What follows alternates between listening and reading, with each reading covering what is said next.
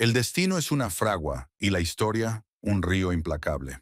Desde las sombras de la República de Florencia surge una voz que ha resonado por siglos, desvelando la anatomía cruda y palpitante del poder. Nicolás Maquiavelo.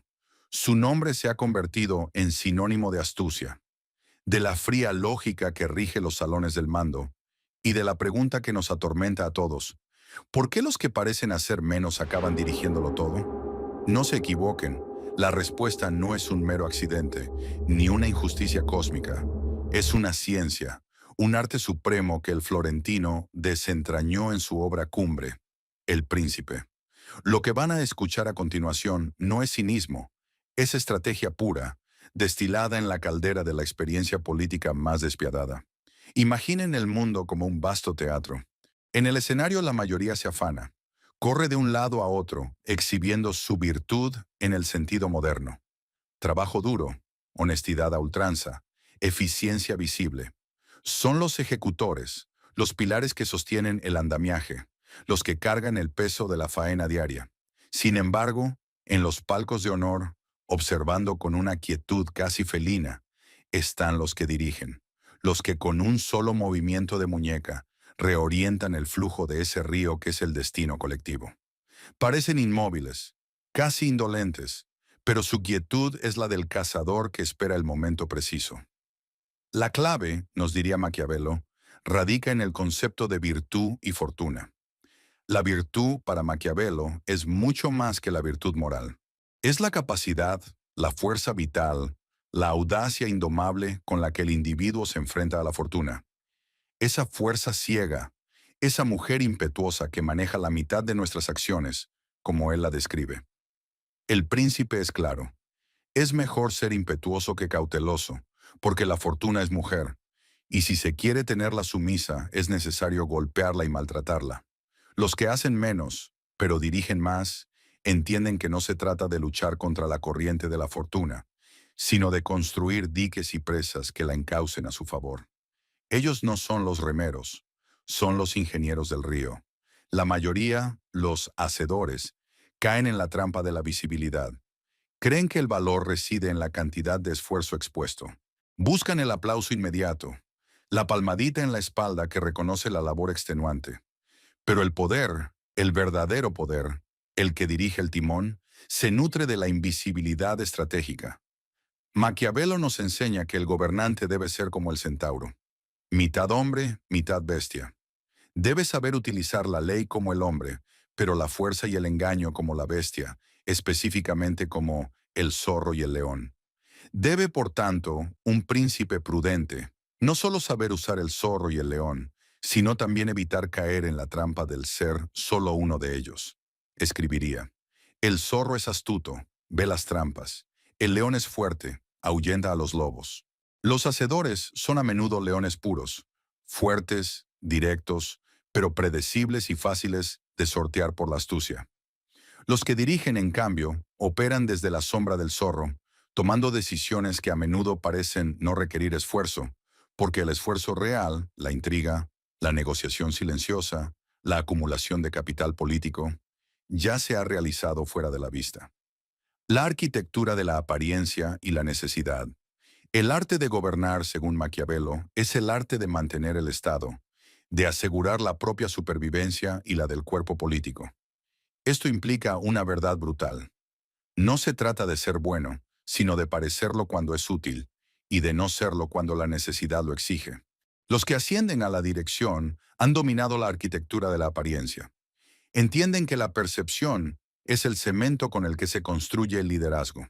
La gente común, los hacedores, se preocupan por la ética. Los líderes se preocupan por la consecuencia.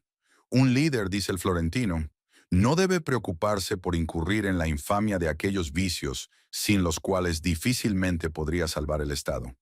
Esto no es una licencia para la maldad gratuita, sino un reconocimiento de que el fin político a veces exige medios que el moralista rechazaría. Piensen en el concepto de la inteligencia. Maquiavelo identifica tres tipos, una jerarquía que explica perfectamente el ascenso. 1. La que entiende por sí misma, la excelente. 2. La que entiende lo que otros entienden, la buena. 3. La que no entiende ni por sí misma ni por otros, la inútil. Los hacedores más brillantes pueden caer en el segundo tipo. Ejecutan las órdenes a la perfección, entienden la visión, pero no la generan. Los que dirigen, en cambio, son del primer tipo. Son la fuente de la visión, los arquitectos de la estrategia. Su trabajo no es la ejecución, sino el diagnóstico y la prescripción. No están ocupados cavando zanjas, están mirando el mapa meteorológico para saber dónde se construirá la próxima ciudad. El liderazgo, en este sentido, es la gestión de la necesidad. Maquiavelo aconseja a un príncipe: uno debe asegurarse de que las personas necesiten al príncipe, especialmente si llega un momento de necesidad. Los directores, los líderes, crean sistemas donde su presencia es el nudo gordiano que lo ata todo. No hacen el trabajo que otros pueden hacer. Se reservan el trabajo que solo ellos pueden hacer, el de la decisión final, el del riesgo supremo.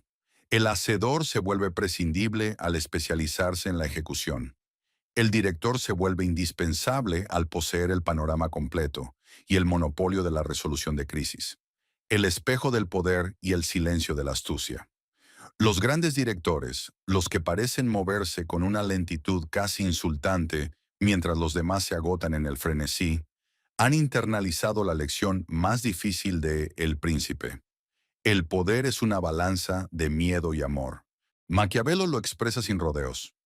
Debe desearse que se considere al príncipe clemente, fiel, humano, íntegro, religioso, y también debe serlo. Pero es necesario que tenga el ánimo predispuesto de tal manera que, si es necesario no serlo, sepa hacer lo contrario. El hacedor busca el amor incondicional, la aprobación de sus pares por su bondad y esfuerzo. El director, en cambio, sabe que el miedo, administrado con prudencia, es un vínculo mucho más fuerte. El amor es frágil, basado en la gratitud que se rompe ante el primer revés.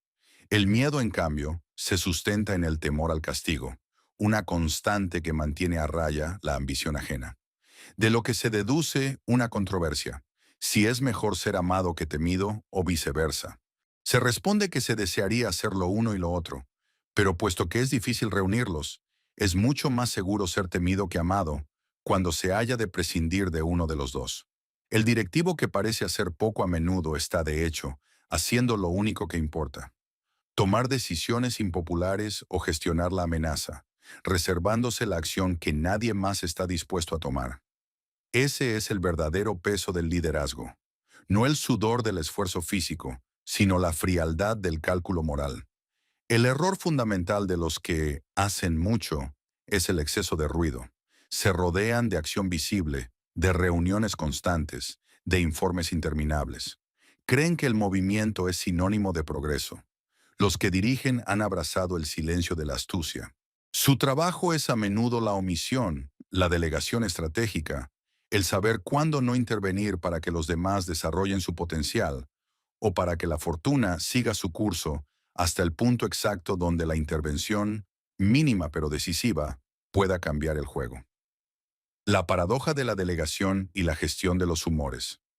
Una de las metáforas políticas más profundas de Maquiavelo es la que ve al Estado como un cuerpo humano, con sus propios humores y temperamentos.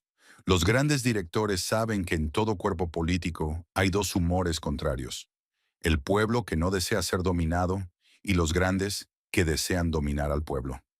La tarea del príncipe o del director es gestionar este conflicto perpetuo, esta tensión constante, para que no desgarre el tejido social.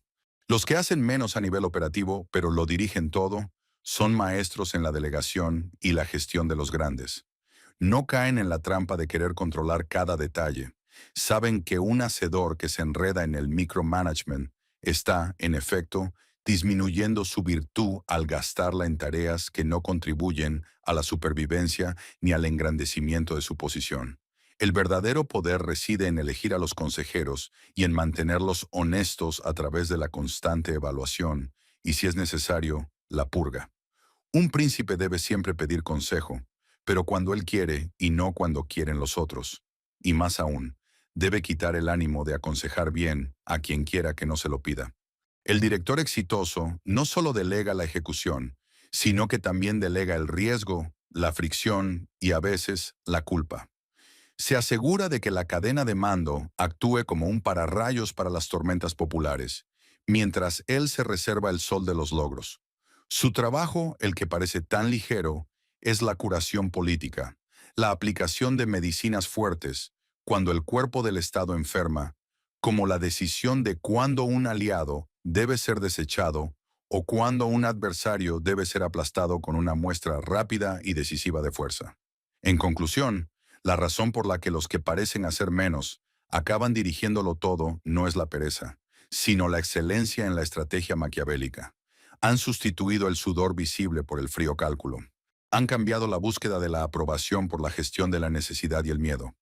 Y, fundamentalmente, han entendido que en el gran teatro del poder, la virtud no es cuántas horas trabajas, sino cuánta influencia acumulas y con qué audacia y astucia manejas a esa dama impetuosa llamada fortuna. El verdadero trabajo del director es pensar, diagnosticar y decidir, y en ese silencio estratégico, en esa quietud felina, es donde reside el peso de la corona. Y así, con una mente afilada como una espada florentina, se sientan a dirigir el mundo mientras la mayoría sigue ocupada remando.